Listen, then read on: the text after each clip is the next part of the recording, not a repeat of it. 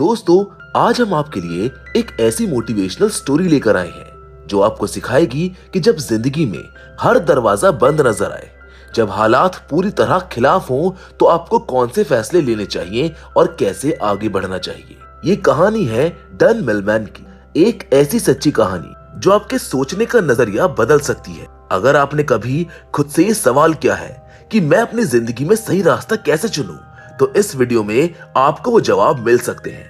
तो अब बिना किसी देरी के आइए शुरू करते हैं इस बेहतरीन फिल्म की कहानी की। Hollywood silver screen presenting peaceful warrior. इस कहानी की शुरुआत डैन मिलमैन से होती है, जिसको एक रात को अजीब सा सपना आता है। वो ट्रैम्पोलिन पर मुश्किल स्टंट्स परफॉर्म कर रहा होता है, लेकिन जैसे वो नीचे लैंड करता है, उसका एक पैर टूटकर कांच के टुकड़ों की तरह बिखर जाता है। ये देखकर हर कोई हैरान रह जाता है। तभी एक अनजान रहस्यमय आदमी वहां पर आता है और डैन के टूटे हुए पैर के टुकड़ों को इकट्ठा करने लगता है। अब इस आदमी की शक्ल नहीं दिखती है, लेकिन उसने दो अलग अलग रंग के लेदर शूज पहने होते हैं, एक लाइट ब्राउन और दूसरा डार्क ब्राउन। अचानक डैन की आंखें खुलती हैं। उसको एहसास होता है कि ये सिर्फ एक बुरा सपना था, लेकिन सपने की अजीब घटनाओं की वजह से वो थोड़ी देर के लिए सहम जाता है। अब खुद को शांत करने के लिए वो रात के 3 बजे ही वॉक पर निकल जाता है। चलते चलते वो एक ग्रोसरी स्टोर में पहुंच जाता है। वहां से वो कुछ सामान लेता है। तभी पास के गैस स्टेशन से एक बूढ़ा आदमी स्टोर के अंदर आता है। डैन ये देखकर चौंक जाता है कि इस आदमी ने बिल्कुल वैसे ही अलग अलग रंग के शूज पहने हैं जैसे उसने अपने सपने में देखा था। डैन उत्सुकता से पूछता है, आपके जूते अलग अलग क्यों हैं? वो बूढ़ा आदमी मुस्कुराकर जवाब देता है कि इनमें से एक नया है और एक पुराना। इस जवाब से डैन को कुछ अजीब महसूस होता है और वो चुपचाप वहां से बाहर निकलने लगता है। लेकिन जैसे ही वो बाहर आता है, वो देखता है कि वही बूढ़ा आदमी एक कुर्सी पर बैठा हुआ है। डैन उसको नोटिस करता है, लेकिन जैसे ही वो केवल 2 सेकंड बाद पीछे मुड़कर देखता है, वो चौंक जाता है, क्योंकि वो बूढ़ा आदमी अब कुर्सी पर नहीं बल्कि स्टोर की छत पर है। डैन के लिए ये बेहद चौंकाने वाला था, क्योंकि इतनी जल्दी कोई भी आदमी छत पर नहीं पहुंच सकता था। हिम्मत जुटाकर वो उस बूढ़े आदमी से पूछता है कि आप इतनी जल्दी ऊपर कैसे पहुंचे, लेकिन वो आदमी कोई जवाब नहीं देता है, बस रहस्यमय तरीके से उसको देखता रहता है। ये सब इतना अजीब था कि डैन उलझन में पड़ जाता है और वहां से चला जाता है। अगली सुबह डैन अपने कॉलेज में प्रैक्टिस के लिए जाता है। वो अपने कॉलेज का बेस्ट जिमनास्ट था, लेकिन वो अपनी परफॉर्मेंस से पूरी तरह संतुष्ट नहीं था। उसे हमेशा दूसरों से आगे निकलने की होड़ लगी रहती थी और इसी कारण वो खुद को सबसे बेहतर समझता था। इस घमंड के चलते वो डबल फ्लिप्स की जगह ट्रिपल फ्लिप्स की प्रैक्टिस कर रहा था, जो कि बेहद मुश्किल और खतरनाक स्टंट था। कई बार कोशिश करने के बाद आखिरकार वो ट्रिपल फ्लिप करने की कोशिश करता है, लेकिन उससे पूरा नहीं कर पाता है और नीचे गिर जाता है। ये देखकर उसका कोच उसके पास आता है और कहता है कि तुम तो पहले से ही बेहतरीन एथलीट हो, लेकिन ट्रिपल फ्लिप करने की कोशिश करना बेवकूफी है। आज तक कोई भी इसको पूरा नहीं कर पाया है, क्योंकि इसके लिए असाधारण ताकत और साहस चाहिए। अगर तुम नहीं मानोगे तो एक दिन तुम्हें इतनी गंभीर चोट लग सकती है कि तुम्हारा करियर खत्म हो सकता है। कोच की बातें डैन को निराश कर देती है। वो सोचता है कि जरूर कोई ना कोई टेक्निक होगी जिससे मैं इस फ्लिप को पूरा कर सकूंगा। तभी उसे अचानक उस रहस्यमय बूढ़े आदमी की याद आती है। वो सोचता है कि अगर वो आदमी इतनी जल्दी छत पर चढ़ सकता है, तो जरूर वो पहले कोई एथलीट रहा होगा। शायद वो मुझको कुछ सिखा सकता है। इसके बाद डैन फिर से उस बूढ़े आदमी के पास जाता है। वो उससे पूछता है कि आप सिर्फ 2 सेकंड में उस दीवार पर कैसे चढ़ गए थे? मैं खुद एक जिमनास्ट हूँ और मुझको पता है कि ये असंभव है। बूढ़ा आदमी मुस्कुराकर कहता है, अभी तुम्हें इसे समझने के लिए बहुत कुछ सीखना बाकी है। डैन को ये जवाब पसंद नहीं आता है। वो अपने ज्ञान और ट्रेनिंग पर घमंड करते हुए कहता है कि मुझे सब कुछ पता है, आप चाहे तो मुझसे कोई भी सवाल पूछ सकते हैं। बूढ़ा आदमी उससे एक सरल सवाल पूछता है, क्या तुम खुश हो? डैन को यह सवाल बिल्कुल फिजूल लगता है। वो जवाब देता है कि मेरे पिता बड़े बिजनेसमैन हैं, मैं सफल एथलीट हूँ, कॉलेज में मुझे अच्छे मार्क्स मिलते हैं, लड़कियां मुझको पसंद करती है, इससे ज्यादा खुशी और क्या चाहिए? वो बूढ़ा आदमी फिर मुस्कुराकर कहता है, अगर तुम्हारे पास सब कुछ है तो तुम रात को चैन से सो क्यों नहीं पाते हो? कल भी रात के 3 बजे तुम मेरे पास आए थे और आज भी। अब ये सुनकर डैन हैरान रह जाता है। ये सवाल उसके अंदर हलचल मचा देता है। उसे महान सोक्रेटिस की याद आ जाती है और वो बूढ़े आदमी को सोक्रेटिस कहकर बुलाने लगता है। इसके बाद सोक्रेटिस उससे एक सवाल करता है, अगर तुम ओलंपिक टीम का हिस्सा ना होते तो क्या करते? ये सवाल डैन को अंदर तक हिला देता है, क्योंकि उसने ओलंपिक के अलावा कभी कुछ सोचा ही नहीं था।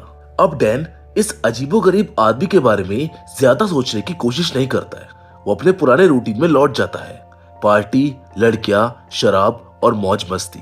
लेकिन तभी उसको अचानक सोक्रेटिस दिखता है और अगले ही पल गायब हो जाता है। अब उसको लगता है कि शायद ये एक इशारा है कि उसे इन बेकार चीजों पर ध्यान देने के बजाय अपने गोल पर फोकस करना चाहिए। इसी वजह से वो अगले दिन फिर से सोक्रेटिस से मिलने जाता है। वो उससे कुछ देर बातें करता है और तभी जॉय नाम की एक लड़की उनके लिए खाना लेकर आती है। डैन को जल्दी जल्दी खाने की आदत होती है, जिसको देखकर सोक्रेटिस कहता है कि तुम्हें खाने को एंजॉय करते हुए खाना चाहिए।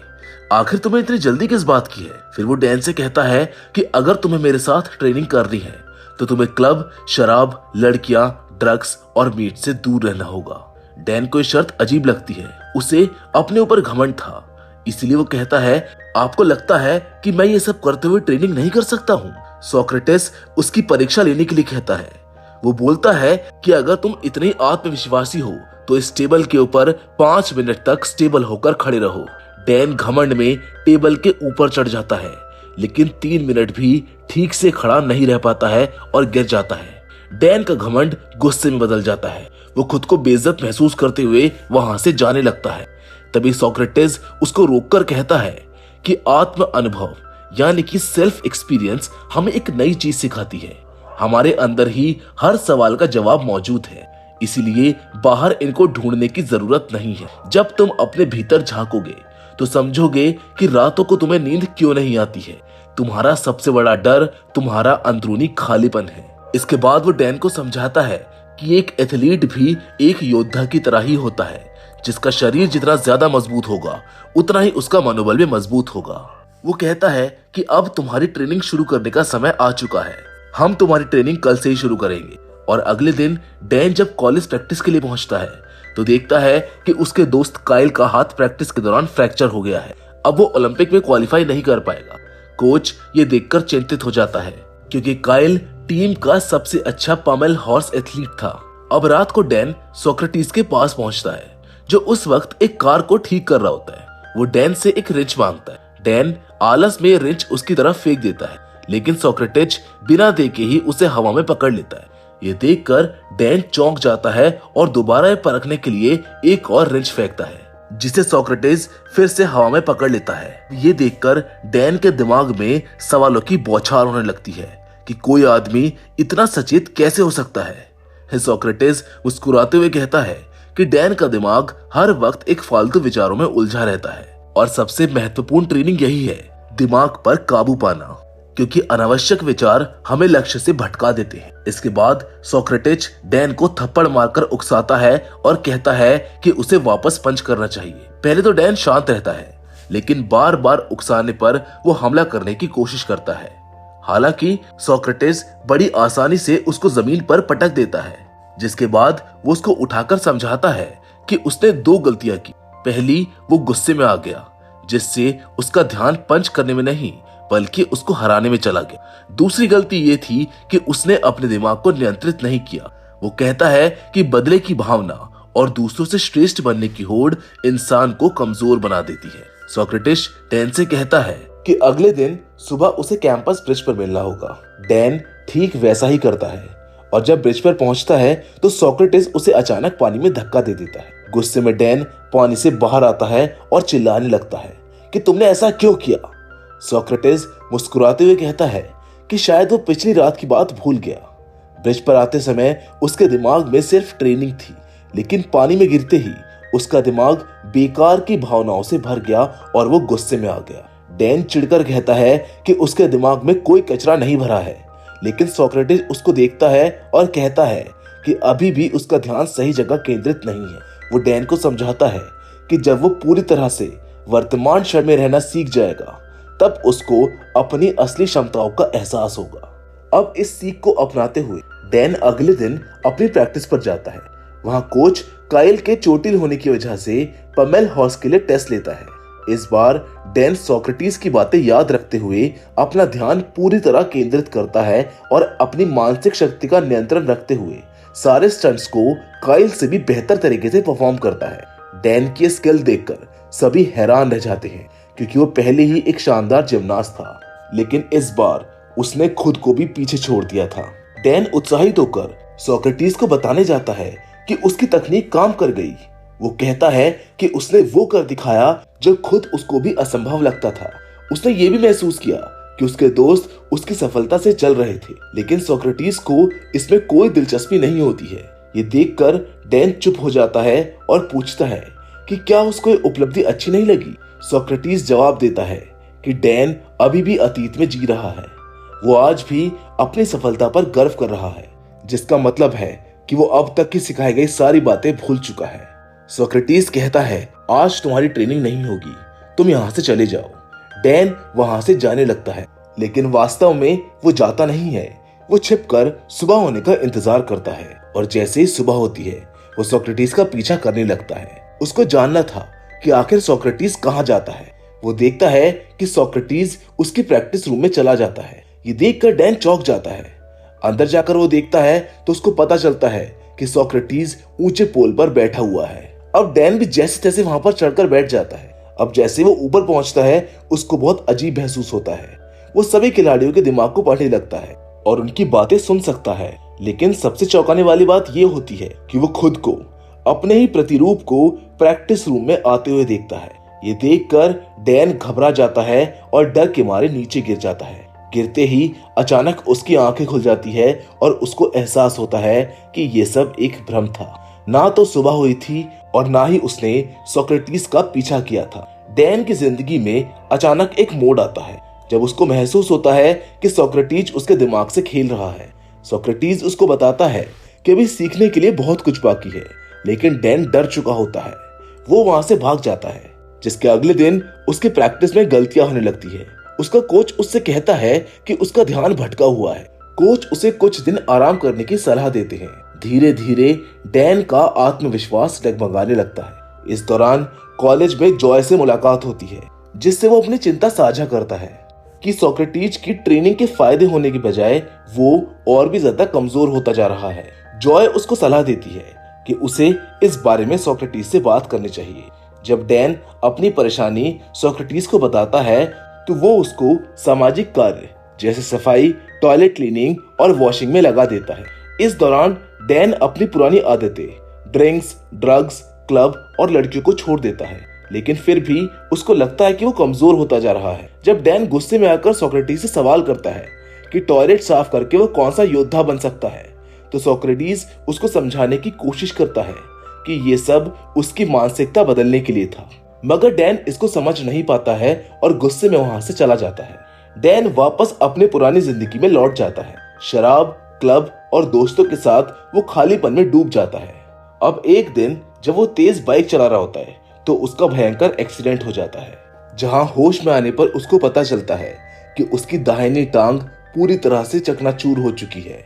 कुल 13 फ्रैक्चर आए हैं और ऑपरेशन के दौरान उसमें मेटल रॉड डाली गई है। डॉक्टर्स को बताते हैं कि वो 2 महीने में चलने लायक तो हो सकता है, लेकिन अब कभी भी वो ट्रिपल जंप नहीं कर पाएगा। ये सुनकर डैन पूरी तरह से टूट जाता है। जॉय उसको सांत्वना देती है, लेकिन वो भीतर से हारा हुआ महसूस करता है। फिर भी वो हार मानने को तैयार नहीं होता है। वो अपने कोच से मिलता है और कहता है कि वो 8 महीने के बाद फाइनल क्वालिफायर में परफॉर्म करेगा, जिसके लिए उसने ओलंपिक कमेटी में पिटीशन भी दायर कर दी है। मगर कोच जानता था कि डैन का सपना पूरा नहीं हो सकता है। डैन गुस्से में आकर अपने सभी ट्रॉफीज को तोड़ देता है और आत्महत्या करने के इरादे से टावर के ऊपर पहुंच जाता है। वहां पर उसको अपना रिफ्लेक्शन दिखाई देता है, जो उसके डर और घमंड का प्रतीक था। वो खुद को खत्म करने की कोशिश करता है, लेकिन तभी उसको एहसास होता है कि अगर वो अपने घमंड और डर से मुक्त हो जाए तो सब कुछ ठीक हो सकता है। और अचानक से उसकी नींद खुलती है। ये सब एक सपना था। अब वो समझ चुका था कि असली लड़ाई उसके अंदर की है। वो मदद के लिए सोक्रेटिस के पास जाता है और रोने लगता है। इस बार सोक्रेटिस उसे आत्म खोज के लिए प्रेरित करता है। वो कहता है कि हर सवाल का जवाब उसके अंदर ही है। डैन सोच में डूब जाता है और एंड में उसको सब कुछ समझ आ जाता है कि सबसे महत्वपूर्ण चीज वर्तमान है, यानी कि प्रेजेंट में जीना, ना कि अतीत या फिर भविष्य में जीना। ये जवाब सुनकर सोक्रेटिस संतुष्ट होता है। इसके बाद डैन अपने दोस्तों से माफी मांगता है और अपने जीवन को नए तरीके से जीने का संकल्प लेता है। अब डैन सेवा करने के लिए तैयार था, लेकिन सोक्रेटिस उसको बताता है कि वो सेवा और जीवन का अर्थ पहले ही सीख चुका है। अब उसे वही करना है जिसके लिए वो बना है। उसे अपनी प्रैक्टिस दोबारा शुरू करनी होगी। पहले डैन संकोच करता है, लेकिन सोक्रेटिस उसको समझाता है कि योद्धा अपनी जीत के लिए नहीं बल्कि अपने कर्मों के लिए आगे बढ़ता है। इस प्रेरणा से डैन फिर से कड़ी मेहनत शुरू करता है, बिना किसी प्रतियोगिता की चाह के, सिर्फ इसलिए कि यही उसका वास्तविक उद्देश्य था। अब धीरे धीरे उसकी मेहनत रंग लाने लगती है। जब उसका कोच उसकी लगन को देखता है तो वो ओलंपिक कमेटी को फिर से उसका नाम भेज देता है। हालांकि डैन को झटका लगता है क्योंकि उसकी याचिका खारिज कर दी गई थी, क्योंकि कोच ने कमेटी के सामने उसे जोखिम भरा खिलाड़ी बताया था। डैन निराश हो जाता है और सोक्रेटिस से अपनी हताशा साझा करता है, मगर सोक्रेटिस फिर से उसको याद दिलाता है कि उसका असली लक्ष्य गोल्ड मेडल नहीं है बल्कि सफर और सीखने की प्रक्रिया है। इस बार डैन खुद से जवाब ढूंढने के लिए उस पुरानी कार पर जाकर बैठ जाता है। सोक्रेटिस समझ जाता है कि डैन अपना अंतिम सबक सीखने के लिए तैयार है। वो उसे सुबह पहाड़ पर लेकर जाता है। वहां पहुंचकर डैन को सिर्फ एक पत्थर दिखाया जाता है। पहले उसको निराशा होती है, लेकिन फिर उसको एहसास होता है कि सफर ही असली खुशी है, मंजिल नहीं। सोक्रेटिस उसकी बात से सहमत होता है। अब डैन बिना किसी अपेक्षा के ही प्रैक्टिस करने लगता है, वो भी पूरी लगन से। आखिरकार उसकी मेहनत रंग लाती है और ओलंपिक कमेटी में उसका चयन हो जाता है। और जब वो अपनी फाइनल परफॉर्मेंस के लिए जाने से पहले सोक्रेटिस को बुलाने जाता है तो वो पाता है कि वो वहां पर नहीं है, क्योंकि उसकी सीख पूरी हो चुकी थी। डैन अपने गुरु की यादों को साथ लेकर परफॉर्म करता है और सबको चौंका देने वाली प्रस्तुति देता है, जिसके बाद वो गोल्ड मेडल जीत जाता है। बाद में वो जॉय से शादी करता है और अपने अनुभवों पर एक किताब भी लिखता है, जिस पर ये मूवी बेस्ड थी। हम उम्मीद करते हैं कि ये प्रेरणादायक कहानी आपको पसंद आई होगी। बाकी फिलहाल आज के इस वीडियो में बस इतना ही, लेकिन हम फिर से जरूर मिलेंगे, और वो भी एक और नई इंटरेस्टिंग कहानी के साथ। पर हमेशा की तरह तब तक के लिए धन्यवाद।